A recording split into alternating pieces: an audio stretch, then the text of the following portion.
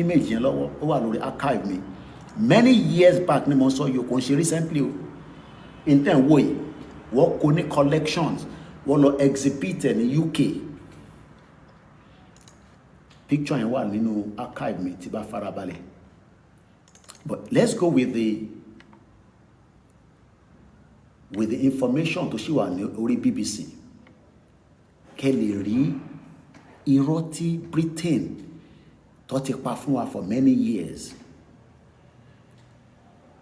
tó ti ṣe àkóbá àdábá fún gbogbo wa tó fi di pé lẹ́ni ọmọ Yorùbá ò ní 3,000 naira tó máa fi jẹun láàárọ̀ Sunday. I am not talking about 5,000 naira. Ó gbọ́dọ̀ lè ní 3,000. Bẹ́ẹ̀ni, they lied to our fathers that Mungo Park discovered River Niger and they did not question the lies from the pit of hell. Ẹ ṣé gan ni sir. Wọ́n parọ́ pé